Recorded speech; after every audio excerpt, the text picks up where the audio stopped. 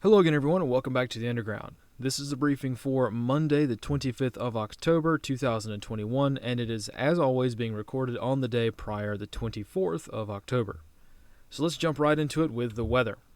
Weather over the next 12 hours is going to be quite significant for some parts of the country, as we'll be able to see a little bit more clearly on the wind slide next. But really, for this slide, just wanted to point out that the end of evening nautical twilight is going to be at 7:14 p.m., at least for the Eastern time zone. It'll be pretty similar for every other time zone as well. And we are also in a green illumination cycle, meaning that the lunar illumination is quite high, so a very bright moon at 85.9% illumination. And like I mentioned, we've got quite a few weather advisories up in the northeastern part of the United States, as well as parts of the Midwest, and also some parts of the West Coast, mostly Northern California, parts of Idaho, and other parts of the West. Moving into NOTAMs, really the only one of note is, of course, the presidential NOTAM. This one happens to be a campaign event for the governor of New Jersey, so that's going to happen. It really lapses on the 25th of October, so by the time this brief goes out and most people see it, this NOTAM will be gone. Just wanted to highlight that one, though. Moving into the civil unrest forecast, really nothing new on that front. Most major cities are having a lot of problems with crime and things like that, as we can see quite clearly on social media, and even mainstream media is covering it at this point. So, something to be aware of if you live in those cities. But, again, preaching to the choir on that front. Chances are, if you are in an area where there is civil unrest, crime, lawlessness, things like that, you already know about it. So, kind of a moot point to kind of rehash what U.S. cities have become at this point. So we'll move on to logistics. And as far as logistics goes for this briefing cycle, I know we have gotten a lot of questions, and the general public has a lot of questions regarding what kind of things are going to be in short supply.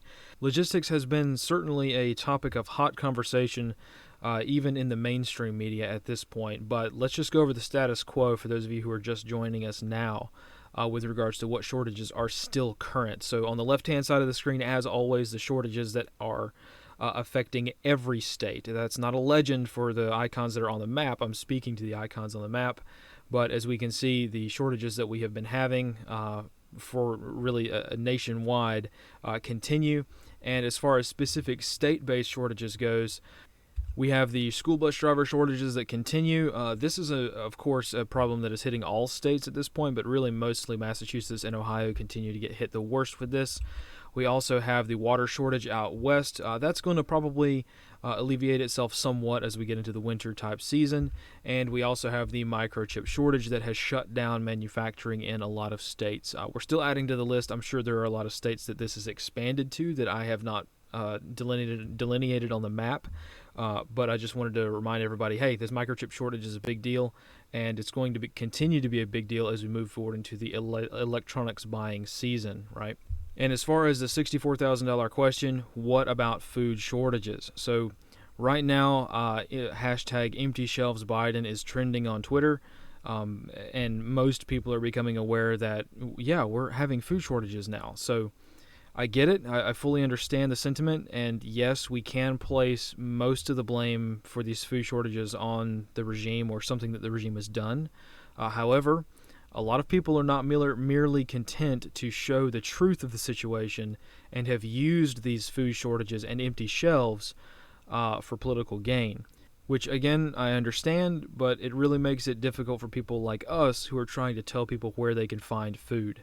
Like 99% of the photos of empty shelves on social media that we've seen circulating around either have some kind of witty or clever comment, but don't actually show us where the footage was taken or where the shortages are located, or the photos themselves were taken during the first round of food shortages earlier this year. I've caught a few of those using reverse image searches going around on social media.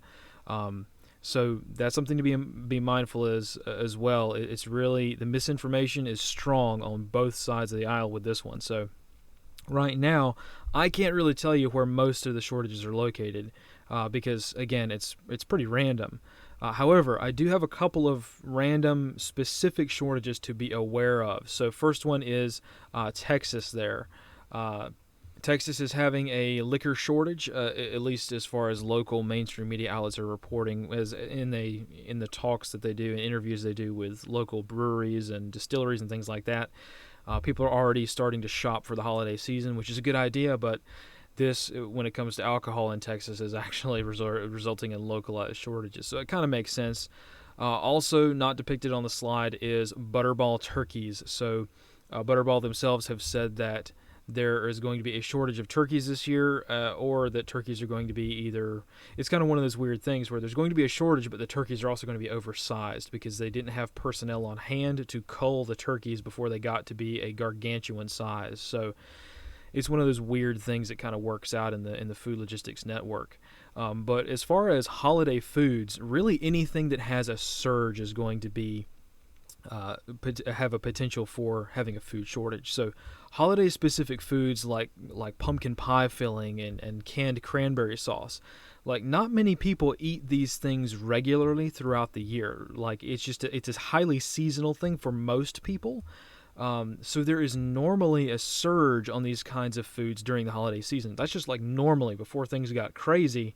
That was what normally happened. So if there is a surge in demand for these foods normally, how do you think this is going to play out when many of our logistics networks in the U.S. are highly, highly stressed, and some of them are even crippled at this point? So bottom line, plan ahead and buy now if you don't want to be affected when it comes to specifically the food shortages. And another specific shortage that we're tracking that's kind of like looming out there is coffee, specifically Arabica beans.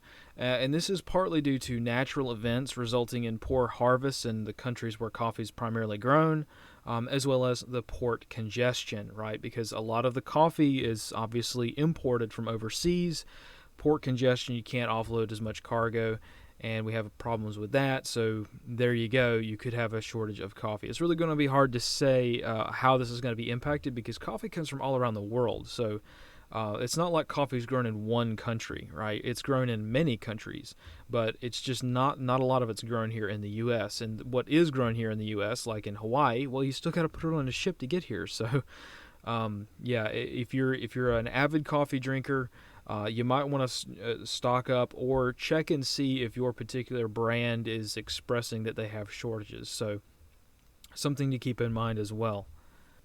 And also, I briefly wanted to mention that this is kind of a common sense thing. It should be a common sense thing, I guess, for most people, but this holiday season is going to be kind of rough. Like, we're already seeing the narratives of, lower expectations, right? We're already seeing the narratives being put out there that there's going to be a shortage of things like toys and electronics this holiday season. So if you want to be prepared for that, you had better be shopping now. Like, at this point, we're seeing two things occur, and this is what's really driving a lot of our shortages. We're seeing a manufactured panic, people saying there is a shortage on a certain thing, and then they are using that as a way to get views and numbers and things like that. And then also, secondly, a genuine shortage that is either caused by the first thing or accidentally related to the first thing. So at this point, the bottom line is it doesn't matter if the shortage is manufactured for political gain or if it is a genuine shortage. The shortage is going to happen. So just be mindful of that. The microchip shortage has been a problem for a very long time, and you might find that you might not be able to get this year's model of the latest thing you're trying to buy for the holiday season, right? Electronics have become a huge, huge gift item over the past few years, and those electronic devices are really what we're seeing a very stressed logistical network for. But we can talk more about logistics on the next slide. So for critical infrastructure, again, the theme is logistical problems this brief. So as one might expect by now, we as a nation are in serious trouble on the logistics front. It's one of those weird things where, like I mentioned, the mainstream media is overhyping it in some cases and sensationalizing things like ships stuck at anchor and shipping containers like sitting empty and other stuff like that. And the media is sensationalizing this, right, again, because it sells newspapers, right? The problem is the media is both wrong and right at the same time. Like, the media is dramatizing things like trucking shortages, but the trucking shortages really are that bad. So the media doesn't know that they accidentally are sensationalizing something that really is that bad in a lot of these cases. So it's such a confusing mess, and I'm not doing a great job at explaining it. But the bottom line is that there are a few main reasons for the shortages, and here they are. The first one is that our logistics normally barely function as is. So if there is a disruption anywhere in the chain or in the network of any kind of logistics thing, right, the trickle-down effects are immediate and widespread because of this. Number two is increased demand due to states opening back up. So governments around the world shut down their economies overnight, but it's a little bit more difficult to start production back up again when you need it, right? Plus, we're dealing with the increased demand from people actually being able to engage in the economy again. They're actually able to go back to work in a lot of these states, and that's, of course, driving demand up. And then thirdly, medical mandates. So we're seeing this across the board, right? It's become a theme for the past couple of weeks that medical mandates are forcing trained and highly skilled labor personnel out of a job. So either people are being coerced to the point to where they're just like, screw it, I'm out, or they're being actually fired. We're seeing that mostly in the medical field, but we're also seeing it in other fields as well. So, and that leads into the fourth category of these medical mandates and various other issues are resulting in things like trucking shortages and reduced shipping and processing capability and things like that. So all in all, we're seeing a lot of moves being made in the field of skilled labor. A lot of people are simply not willing to comply anymore with these absurdly tyrannical mandates. And that's really points 2, 3, and 4 here on the slide. Everybody from ferry drivers to firefighters are really having to consider should they work for the locality that they work for because it's just too much, right? And that's also why we're seeing such a concerted effort to bring out the Patriot Act and slap that big T word on anyone who has even a slight disagreement with governmental forces. If the regime wants to create two classes of society, the jabbed and the unjabbed, the regime collaborators and the resistance, well, they might just get their wish, and I don't think they want that, honestly. As we can see now, everyone from firefighters to emergency personnel to city waste management personnel to airline pilots and air traffic controllers and even military personnel who make the choice to even just take the discharge at this point. With all of this into account, we can see that the government's desire to have two separate classes of society might just not work out in the regime's favor. So it's one of those classic cases of be careful what you wish for. And we're starting to see the results of that wish coming true right now. So I guess we'll have to see how that plays out in the future. And that leads nicely into the significant governmental actions slide. So first up is, of course, Delta Airlines. They are backtracking on their mandates for their pilots. So not just Delta, but a lot of other airlines are starting to backtrack on these mandates. So this is a perfect textbook example of the effectiveness of nonviolent resistance. A handful of pilots simply choosing to not go to work not only forced their company to change a policy, but they forced their company to break a federal mandate to do so. Like in 2021, that's a big deal. So you can see how effective this stuff is. Now look at all the other stuff that we think might be effective, and now compare that to what these guys did and see how effective that is. So, we all try to say like, well, this is what resistance looks like. Well, it looks kind of a lot like this sometimes. So very powerful stuff. And as I pointed out on the last slide, a lot of other industries are figuring this stuff out. It's called skilled labor for a reason. A gender studies major can be replaced easily and society wouldn't notice at all.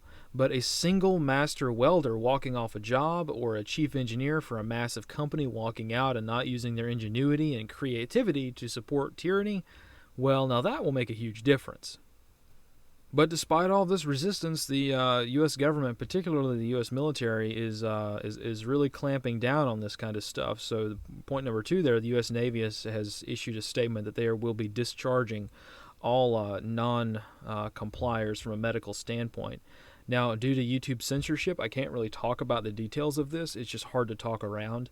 But even if I didn't have to worry about YouTube's speech recognition tools, there really isn't much more to say on this topic. Like we could have a lot of other better qualified people have talked about what's going on in the military right now. The only thing I would like to point out is that you can serve your country in other ways than joining or staying in the military. Yeah, I know this is a phrase that's been said for years, But now that the rubber is meeting the road, it's becoming more and more of an option for a lot of people, particularly people who get kicked out or feel like they're willing to take that discharge, even though it's an illegal discharge, which, for various reasons, because the version of the jab is not currently available anywhere in the U.S. That is actually mandated by the U.S. government. So and there's more details on that you can read from other sources, but right now, if you are in the military and are being faced with this stuff, the question that we think worth asking yourself is, at this stage in time, how can you serve your country the most? Where can you do the most good?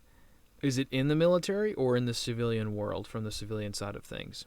So I'll just leave it at that so we don't digress any further on it, but this is a much larger issue than just simply a bullet point on a slide. And we can probably talk about this on other platforms at a different time, but yeah, I'll just leave it at that for now. And then moving on to number 3 there, this is kind of an interesting one. Biden, during a town hall, was asked a question about if he would consider mobilizing the National Guard, i.e. federalizing the National Guard, in order to handle a lot of these supply chain issues. And he said absolutely he will consider doing that for sure. Well, the White House, pretty much immediately after he said that, issued a statement saying no, they're not going to do that at all. And because the White House, people who work at the White House realized how big of a deal that was for Biden to say he's going to federalize the National Guard. That's a huge freaking deal. So I don't know if this is just a crazy old man kind of thing, because during that town hall he had a lot of physical things going on that maybe say that he probably wasn't in the best state of mind. So I don't know if this was a slip of the tongue on his part that the White House had to come back and do damage control on. Instinctively, I want to say that, well, yeah, sure, it makes sense that Biden and the other people running things would eventually resort to military force when their propaganda and coercion no longer works. That just kind of makes sense, right? You trick and you trick and you lie and you push the propaganda, and when people don't believe it anymore, well, you have to resort to force, right? There aren't that many options left to get what you want. So, in fact, I would say, what indicators has anyone been given that this will not happen, right? And federal assets being deployed to do everything from drive trucks to school buses is a great way to both normalize the use of the National Guard and also maintain a closer grip on these networks and institutions. So, yeah, when Biden speaks, it's definitely worth listening to what he says or what he doesn't say, even if, you can chalk it up to him just having a slip of the tongue or one of those, Biden-isms that we gave Bush so much trouble for back in the day. Well, Biden does kind of the same thing, but I don't know if it's just a slip of the tongue or some kind of Freudian slip or something. I just thought it'd be worth pointing out that, yeah, Biden freely admitted to doing this, even though the White House immediately came back and said, no, we're not going to do this. So, also, number 4, speaking of National Guard deployments, Governor Pritzker has threatened to activate the National Guard to serve as a domestic police force amid a standoff with the police union leadership who refused to mandate the jab for their officers. So, as far as the likelihood of the Illinois governor activating the National Guard to serve as basically an occupation force / domestic policing force, I would say that historically this is something that would be extremely, extremely rare. However, we do not live in the same world as before, and the rules of the game have changed. The whole game has changed, right? And with governors using state National Guard assets as their own personal policing force over the past year, I would say that at this point, governors doing this kind of thing is fully and completely par for the course at this point. And that's, why we think that it's worth it for the American people to at least know what's going on with regards to these deployments and know which states are kind of getting it the worst. And the number 5 there, YouTube is banning all instances of the phrase that's on your screen right now. I can't say it, and I had to put it in the form of a CAPTCHA so that YouTube's text recognition bots can't read it and ban our entire channel. So, yeah, censorship has surpassed what I think a lot of people have deemed to be possible, but yeah, there we go. It is both quite interesting and also tragically sad that we are evolving to speak in code to even talk about news items, but there you go, I guess. In case some people don't know what I'm talking about, I can talk around a brief explanation. So, this phrase originated from an interview with the winner of a NASCAR race whose name was B, right there, right? So the journalist interviewing him after the race remarked on camera that the crowd was chanting this phrase. However, it was painfully obvious that the crowd was actually chanting F Joe Biden, as has become a staple at all sporting events over the past, few months, I guess. Well, from there, the internet picked it up, and now this phrase is a common, child-friendly way to convey the sentiment of F Joe Biden, right? Without actually resorting to profanity. A few congressmen have said it, quite a few other famous people have said it, and now it's a phrase of resistance to the regime, so to speak.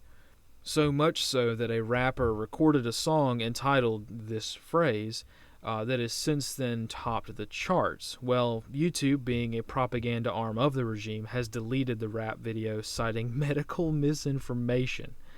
So yeah, hopefully that explains what the deal is on that and, how far we have to go for censorship a lot of times. So moving on to the troop deployment map thingy. Here is the slide that explains how to read all this stuff in case you don't understand what any of this stuff is. So you can pause it and check that out as you wish. But moving on to the Northeast region, really no major change on that front. We're starting to see some New York National Guard members starting to get put in hospitals as far as their deployment on the medical staff support front. Don't really know numbers or anything. I just wanted to point out that deployment is currently underway. As far as we can tell, we're of course doing this from the OCT side of things so we don't get anybody in trouble. And then also in Massachusetts, they are still conducting operations of driving children to school. So that's really all there is to say on the Northeast region this week. Not really much new. Also, not really a whole lot new in the Southeast as well. We're seeing slight numbers of increases in all the states that are on the slides, but really no major change. Again, not all the people from these units are deployed. We're talking even though we have a division, delineated on the slide, it's not the whole division. It's just probably a handful of people, maybe a squad at most. So I just did want to point that out because being able to be familiar with what units are operating in what areas for stuff like this is kind of handy to know, mostly because of this next one, which is the Midwest region. So right there, the Illinois National Guard, we might start seeing them be used. Right now, I know it looks kind of scary the way that it's on the slide. However, I wanted to put it on there because we need to be aware of this. Now, I personally think that the governor threatening to use the National Guard as a domestic policing force is more of a threat. It's more of a political thing than it is a concrete thing, because people who don't understand how the National Guard works, anybody who's in the Illinois National Guard is saying this guy's full of crap, because it's just going to be hard to do. It's going to be very difficult. It's not as easy as what this guy is saying. You can't just replace all the police officers on the street with National Guard soldiers. It doesn't work like that. So there's more to it than that. I know that it's kind of scary to think about, and I will admit it is scary to think about. However, I just wanted to kind of calm expectations a little bit and say that it might just be a political thing at this point, but since the threat has been made, we have to kind of treat that threat until we know otherwise, right? So until we know for sure if the Illinois National Guard is or is not going to be deployed as a domestic policing force, we're going to leave them on the slide and just be aware that state is going down that kind of path. Also, Ohio and Minnesota are also contemplating deployments. Ohio, we still haven't really seen any more traction on it. The news hasn't talked about it any, haven't seen any press statements regarding it, so this might just be kind of a thing that people are complaining about. But we don't know, so we're just going to leave it there just in case. And also Minnesota, this is actually one that's a little bit more of a sure thing. The Minnesota National Guard is talking about, or the governor is actually talking about deploying the Minnesota National Guard for medical staff support, much like all the other states that have sent, a squad here, a platoon there, to help local hospitals out. But since they've announced that, I just wanted to put that up there. And down southwest on the border, we are seeing more troops move into the area along the border to support Operation Lone Star. As far as numbers goes, we're actually seeing it's probably a little higher than what we have here on the slide. Because a lot of troops have come in. We haven't been able to count or figure out which units are moving into the area. But really the big news for this week out of Texas has been that National Guard soldiers are now allegedly being engaged with small arms by cartel members just across the border. So this is a screenshot of surveillance footage that has been circulating online in reference to this specific incident. So these guys are cartel members. You can see they're heavily armed. With small arms, and they're the ones who allegedly shot across the border. As far as what this means, this is really just a stronger indicator that the border situation is heating up and will likely to continue to escalate into the future. Cartel members shooting over the border towards the U.S. is nothing new, not new at all. I myself have spent many evenings down south on the border watching sporadic tracer fire across the border. So that was many years ago, and I can't even imagine what it's like now. But just to point out that the situation is heating up down in Texas on the border and probably will continue to do so into the future.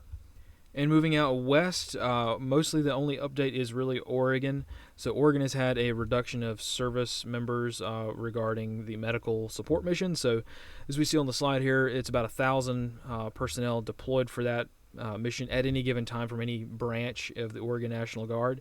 That number is at this point now very high because a lot of people have simply gone home due to their mission lapsing or funding expiring to keep them on active duty orders. So that number is quite high. It's going to be quite less than that. And also, we're starting to see a little bit of a controversy develop in Oregon with regards to the treatment of service members. So here is a letter that was sent to the governor and the commanding general, the adjutant general of the Oregon National Guard, Air National Guard. You can read the full letter and the list of accusations of mistreatment using the links at the end of this or on the PDF of the slides. But the bottom line is that in deploying the National Guard so much, the state of Oregon has kind of screwed over service members on things like pay and readiness and training and being in constant limbo without actually ever being on orders, things like that, right? So the things that a lot of National Guard units do in other states as well, kind of the bad parts of being in the Guard. Oregon has been doing that to their guys, so their guys and gals. So this letter was sent, and it just kind of highlights all this stuff, but you can read it yourself. So there's a lot of consternation with regards to how the Oregon National Guard service members are being treated. And as a result, I don't know if it's a direct result of this letter, but we're seeing the numbers wind down significantly. So something to keep an eye on for the future. And as far as Montana and Wyoming, really the same status quo goes. Very small numbers of troops that have been deployed to area hospitals. So we'll keep an eye on that as we move forward. As far as the mask mandate, school attendance tracker thing, really no major update on this front. We're starting to see a few more states sue the federal government over their mandates, but really we haven't seen anything concrete enough to put on the slide at least. So we'll have to update this in the future. Same thing with this one, no real change to this. We are seeing a significant pushback in California due to the jab mandates for school children there. I doubt that those particular demonstrations will be able to do very much, but we are starting to see things like walkouts and parents taking their kids out of school and even moving out of state at this point. So yeah, that's something to watch if you're in the area. I'm sure you probably know more about it than we do. And then overall, no real major change to the medical resistance tracker as we see going forward. Again, remember, the reason that we're kind of in limbo with this is that we haven't seen a single thing from the regime regarding the mandates, right? It's just been a verbal thing. So you can't sue anybody for something that they haven't done, right? Or they haven't said. It's all such a legal gray area that it's really hard to form a resistance. And the regime was smart to do it that way in retrospect, but we'll start seeing some more resistance as we get into the holiday season because we're already starting to see the regime kind of set expectations, right, and setting them low for the holiday season. So I'm sure we'll see a lot of that as we move forward into the later parts of the year. And then finally, for international news, I'm sorry I didn't have time to really go over much of anything in the world with regards to strategic moves and whatnot. We did put together a concrete brief on China and their new hypersonic missile system, or rather not new hypersonic missile system. So if you're interested in that, go check that out.